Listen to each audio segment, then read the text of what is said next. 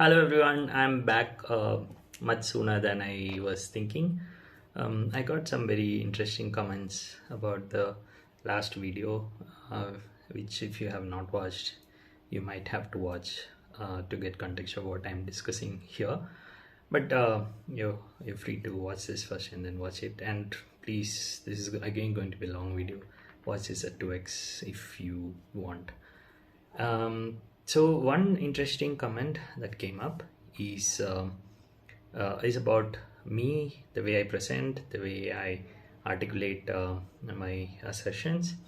There was this idea that I shouldn't be telling things like I haven't read the book, I don't know, or express certain statements which make it sound like I'm not an expert or I'm not a authority, or basically the comment was that it discredits me, it takes away my power, or I would add to that the way I shoot sitting on a floor with my hair like this and all of that.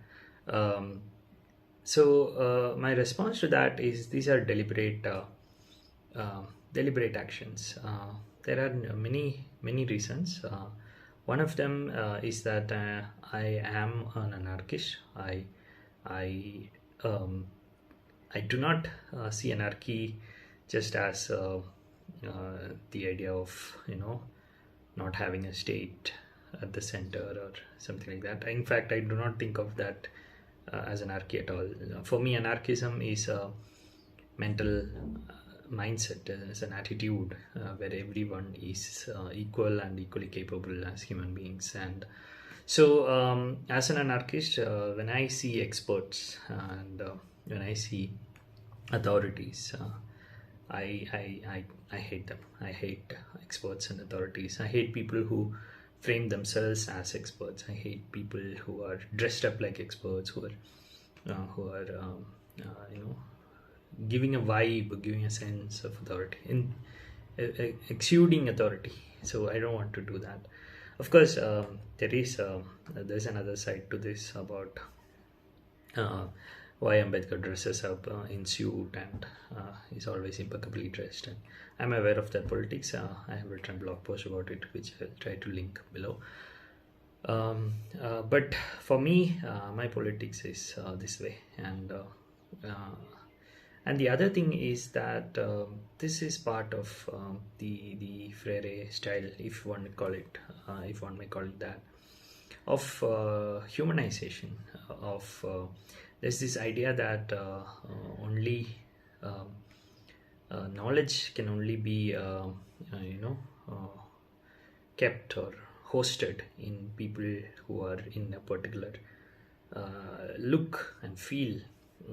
They should be in a university, they should be writing it in a particular form, the journal form or whatever. So that's not Freire. If you believe in Freire, then you need to also recognize that Freire is antithetical to the idea of knowledge being housed in certain aesthetics, and therefore we have to oppose it.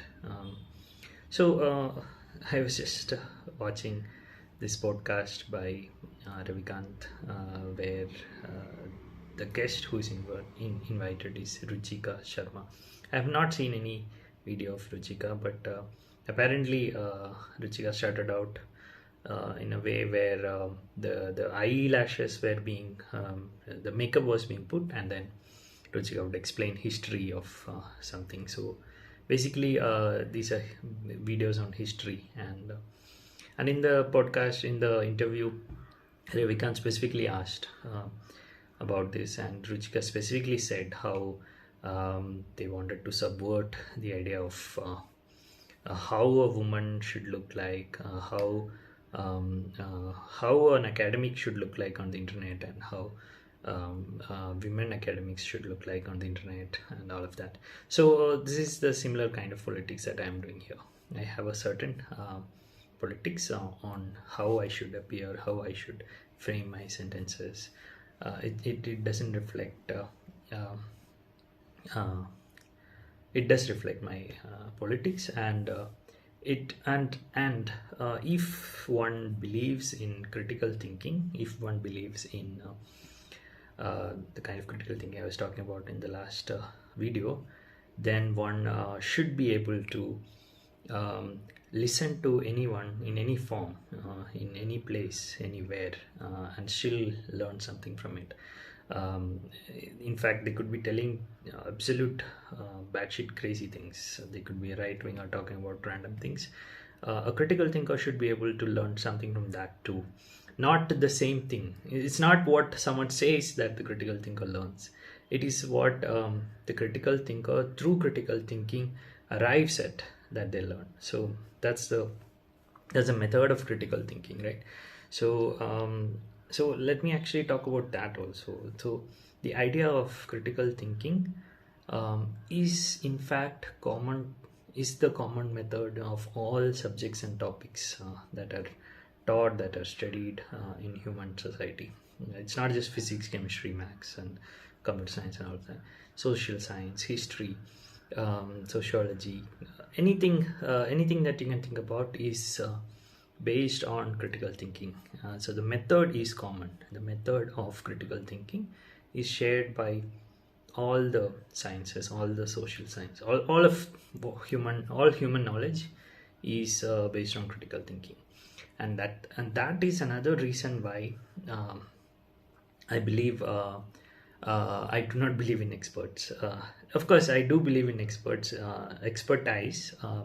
There are 2-3 reasons why experts need to exist. One is that subjects are huge, and that we need to be able to do ready reference. We need to build certain kind of insights. You need a human being who has gone through the subject in depth. So for example, in the video of Ruchika and Ravikant, there was this mention of how Ruchika would visit monuments and learn things from those monuments straight away. So for example, unless you are an expert in this kind of archaeology, monuments and all of that, you will not be able to see the roof of the dome of a monument and suddenly see, oh, this is from 16th century. And then if you see something else on the wall which is from 18th century or something, then suddenly you know that this came after that or something like that. So for that to happen, and then you build another insight on top of that. So if this came after that, maybe something was destroyed here, or maybe this was rebuilt or something like that. So these kinds of insights can only come when an expert, by an expert I mean someone who has spent time in a topic, spends time on a topic, and then accumulates all of these insights and keeps them together. So this is one role of expertise that I do agree with. But since my politics is anti experts, I always take the side of so sometimes you make political statements which are extreme, right? A lot of political statements are extreme. It doesn't mean that I do not have a nuanced view. It's just that because of my politics, I have to take that particular unnuanced extreme view, so that I go against a certain dominant politics in the society. In fact, that brings us to the point on, so the other comment I got, this is probably the most important comment, was on conscientization, the critical consciousness raising. I think in my video, I was not very clear on what my politics was. At one point I said it is not necessary, and at one point I said it is necessary, or something like that. So what I believe is, I will always say critical consciousness. Everyone knows about oppression. You don't have to come and teach me oppression. If I'm already oppressed, I know what my situation is, and you don't have to come in. So this is basically coming from my politics of anarchism and not giving a shit for experts and authorities. But I do believe that there is a process called conscientization which is possible, and this conscientization only if it's very closely tied with our revolutionary leadership and the desire to engage with people and change and affect change. Only then it is actually something that I would approve of. So the reasons why we need critical consciousness, conscientization, is that I mean, there are several reasons perhaps, but at least two. One is that people are not necessarily realizing that others also have this kind of problem. So this actually, Swati gave me this example about how women might feel that they're in bad marriages, but they might not notice that other women are also in bad marriages, and therefore unless and until they come together and have this discussion, they might not be able to organize and fight against it. So I agree with this because in psychology, I mean, I haven't read psychology much, but there is this crowd psychology, right? Take elections, for example. If everyone thinks that everyone is going to vote for BJP, everyone will vote for BJP. That's the way elections work. We're all like, what is the other person thinking? And it's not actually what that person is thinking that matters to us. It is what we think that the other person is thinking, based on which we make decisions. So if we think that the whole country is going to vote for BJP, we'll go vote for BJP.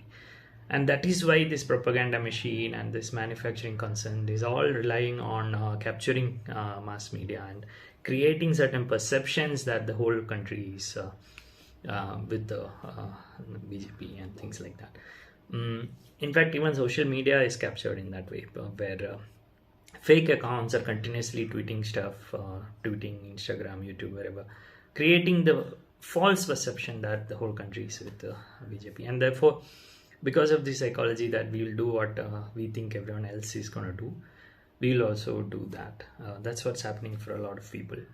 And the same for coming back to conscientization, the idea of generating a common base of a common consensus that certain problems are shared and that everyone is feeling bad about it is one part of conscientization that I do agree with. And then there's the other part. There's this technical part of giving a name to something, giving a vocabulary to something, giving a and then, like I said earlier, the technology, some people who have thought about a topic for a while will have uncovered certain extra insights which wouldn't be readily accessible to people who haven't thought about it for a while. So you're creating a space for people to have these insights. You're not transferring these insights. That would be completely banking model kind of education. You're creating a space for people to use their critical thinking to arrive at truth on their own. That is, I think, a critical aspect of critical consciousness. So this time I did take some notes so that I don't miss out on some points I want to make. So this way, conscientization has these two parts of making everyone realize that everyone is on the same page, and also going in depth on a topic.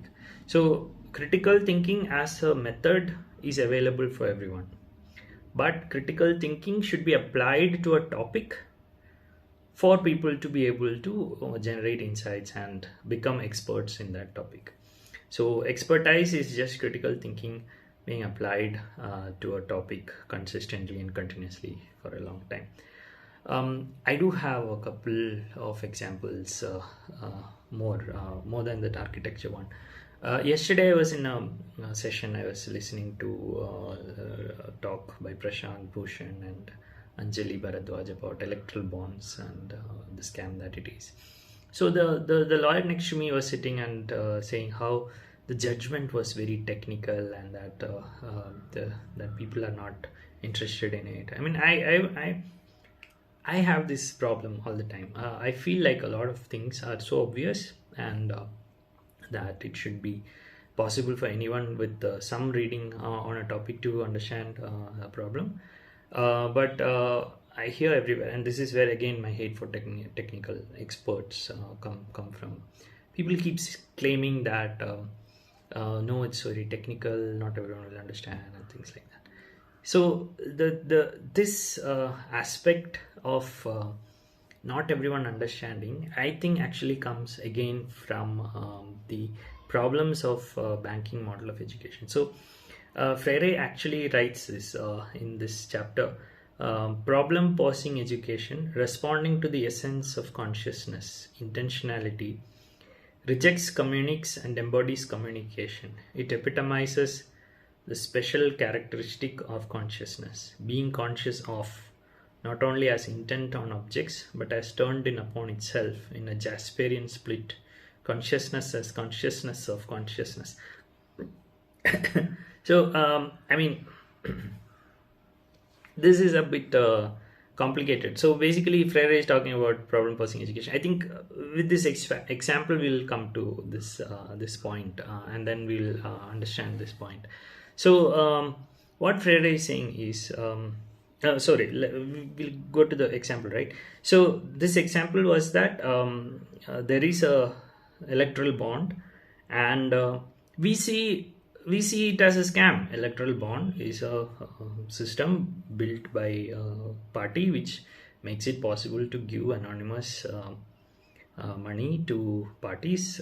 It makes it possible to have intermediaries who can launder the black money. So it has lots of problems, and if one spends some time reading the act and reading how it is implemented, they of course understand that it is illegal, unconstitutional, or whatever. But law and the practice of law might require certain words and certain precedents, certain terminologies, certain jargon, certain this happened in 1971, 1977. There's this proportionality test, there's this other test, all of that to explain it in words that is required for a certain procedure to be followed in law. So this creates a separation of what we intuitively understand versus what this system wants, right? Now, whom we call experts is typically the people who are experts in the system, experts in the way the system works and the way the system wants you to talk about certain things. We do not call people who intuitively understand something as wrong as experts. So this intuitive experience, the intuitive feeling that people have, the intuitive knowledge that people have, is completely disregarded. Now this, I believe, is coming from a very, very, very problem posing centered model, a banking model centered model of education, in that there is a split. There's a split of we know certain things internally, we have certain feelings inside us, we have certain knowledge that we believe is ours, and then there is a certain set of superficial things, superficial knowledge which we keep as memorized or rote learning kind of thing, which we keep in our mind. This is the split that Freire is talking about when it comes to problem posing, banking, all of that. So another example is Ravikant Kisana's example again, which I quoted yesterday also. The switching between a person who is talking about Freire, about revolution, about caste, class, and all of that, and then being casteist and classist and all of that in his private chambers. So this split also is the same. So education is used as I think it's like, imagine it like there are two parts of the brain, and then in one part you store all the information and you store all the education that you have, and then the other part you store your consciousness and your what you feel and what you are, and then these two parts are not talking to each other. So this is what happens in the society today, wherein there is a huge split between consciousness and knowledge, and conscientization and problem posing model of education is all about getting these two in sync, bringing people from to knowledge from consciousness. So the consciousness expands to knowledge. So people don't sit in a lecture and listen about patriarchy and then have it in their mind. They feel patriarchy, and then once someone becomes aware of a thing, they give a name. Okay, this thing that we discussed all of this while, that is called patriarchy. So we call it patriarchy. So something like that. So you raise your consciousness about something and then you give it a name. So that's the way Freire wants to talk about problem posing. Let me give many more examples, because I keep seeing this everywhere all the time. So there's this NGO which I visit sometimes. So there are a couple of examples from there which I bring up. So one thing they do is they keep telling everyone, don't call anyone sir, don't call anyone madam, and all of that. And then so two people who are in lower positions in the hierarchy. So they also call their anti-hierarchy. They're not a hierarchical organization, but there is hierarchy. So what do these people do? They'll be like, okay, so person A is saying, don't call me sir, and person B is like, okay sir. So they're like, don't call me sir, okay sir. So what is happening there? So this person here is not doing conscientization. They're not breaking that barrier of seeing everything as knowledge, as separate from consciousness. They're talking in the superficial level itself. So this person never gets rid of their feeling of subservience. They might even stop calling them sir. They might call them names, first name, but the feeling doesn't go away. So this is the kind of education we do everywhere. Another example. So they have these team meetings, and in team meetings, one week they'll be discussing climate, then another week they'll be discussing Manipur, and people will all be talking also. They'll be telling things. They'll be like, okay, I have a friend there, this happened, that happened. But is this really important for them? Is this something that they work on? Is this something that will change their work? Is the discussion adding to their behavior? Is it changing their behavior? This point is not addressed. So this is the kind of education we keep doing. Another, so I'll give a positive example. So in Jeevaraksha courses, for example, we have certain candidates who are really smart, like they're good students, like 99% scorers in all of that. So these people are very good at this banking model of education. You give them a textbook, they'll remember all of that, and then you give them a test, they'll score well on that. Now, Jeevaraksha is an emergency medicine course. Okay, in the last video I was wearing the t-shirt of Jeevaraksha. So in emergency medicine, knowledge is not enough. You need action. You need to do the right thing. If your knowledge doesn't translate to action, then knowledge is of no use. So there are practical sessions. So if you give them a scenario, someone has been in a car accident, they've been brought to you, they're breathing like, what do you do? So we give situations like this. So these kind of, not everyone, some smart students do translate that to action also directly. But then there are some people who are like really smart in terms of reproducing knowledge. But when it comes to doing the, receiving the patient, listening and doing the right things and talking to others and actually getting that part done, they keep talking about things, not actually doing it. So we have to sometimes break them. We have to break the mold they're in. We have to tell them, okay, you might have been a great student, but you're not being a good student here. We are gonna, I know you're confident, but you're not doing good. So we put it on their face, we break them. This is a technique, we are doing it intentionally. Once we break them, and then we tell them, see, this is what we need you to do. You need to do it. You need to change the way you behave. And then suddenly their consciousness has increased, and then suddenly they start taking this in and start doing it. And of course they do very well also after that. And then there are some problem candidates who are opposed to the course itself. They are like, I know things, I'm not interested in this course. Who are you to teach me? So for them also, we need to deal with them. We'll need to accept them as adult learners and take their experiences and ask them what their thing is, and respect them, and then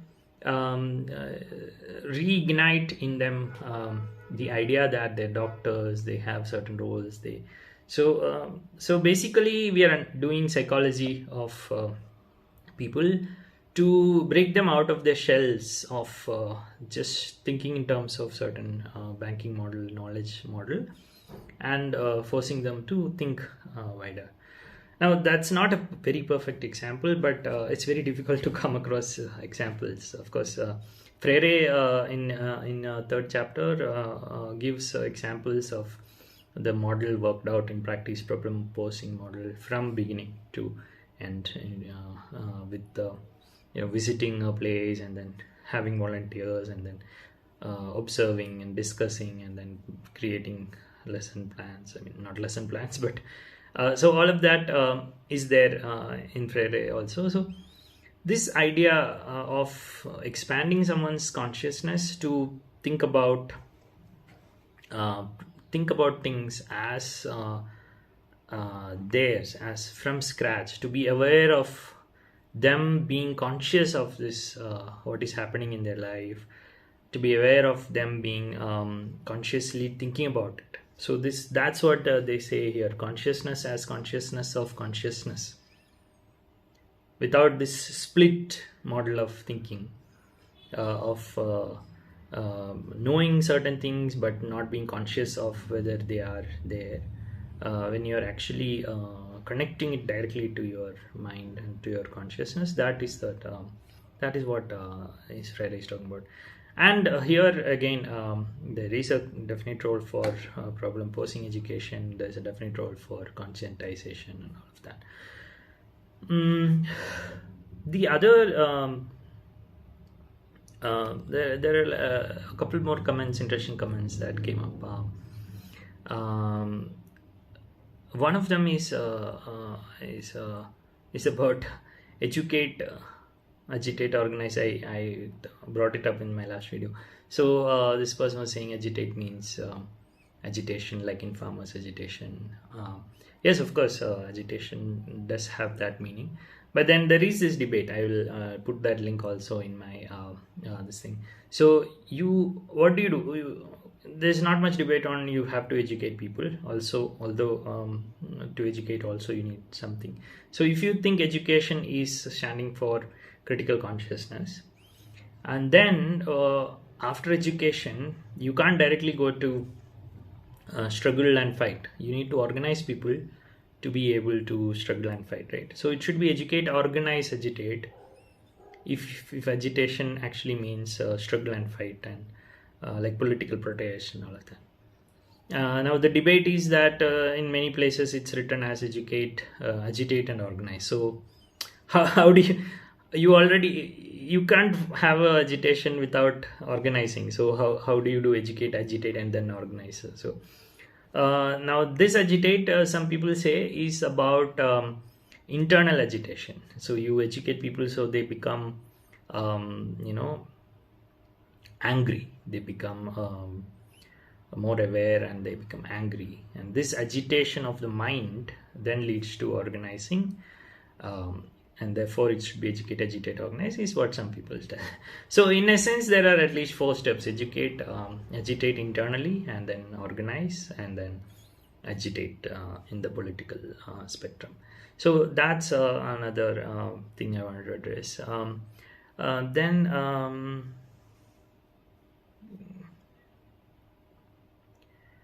Yeah, so just before I had noted down this sentence, just before I'm ending. The world, no longer something to be described with deceptive words, becomes the object of that transforming action by men and women, which results in the humanization. So, when we have this conscientization and problem posing education, all of that, and we bring people together, it's no longer about describing words as an external reality. It's describing the world as an external reality. It's about knowing that we are part of it and that we can do certain things and understand it and question it and challenge it and change it and all that. So that's also told there.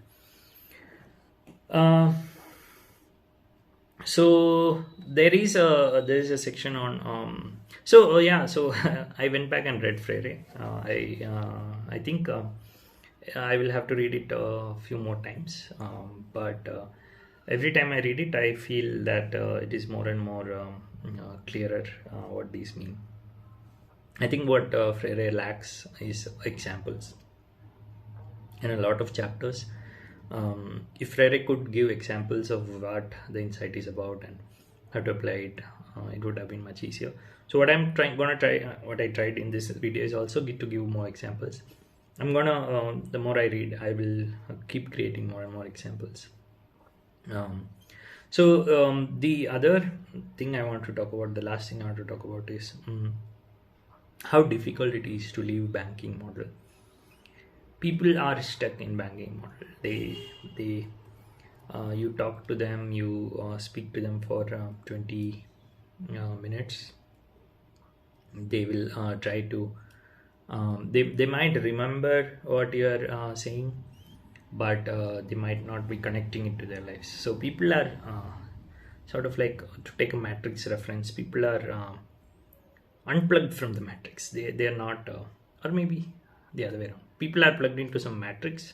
The real world is deep underground, but they are always stuck in this matrix of thinking, this knowledge which do not connect to their real feelings. And this, in one of my blog posts, I write this as a lack of integrity, lack of truth. If we do not hold things to be truth, which internally aligns with our internal truth, then there's a problem. So, and I think the reason why this happens is because we do not encourage independent critical thinking. Critical thinking is also independent thinking, but I'm just describing it in one more adjective. Independent thinking, critical thinking is really important. People should be able to come up from scratch and understand certain topics. They should not have to read Freire to understand Freire. They should be able to think, okay, they can be given a few sentences that Freire has written, and they should be able to come up from their own experiences and say, perhaps Freire meant this, perhaps this is what this is all about. And then they should be able to read Freire and confirm that either some of what they thought is not exactly what Freire meant, and therefore learn new things and thereby expand their critical consciousness. So if we do not do this of anticipating what the work is about, and then from our own scratch, from our own experience, if we don't anticipate what a work is about, and rather we go like we are an empty slate and read something and then keep those as a separate knowledge base, then this doesn't get integrated into our existing knowledge base, into our consciousness.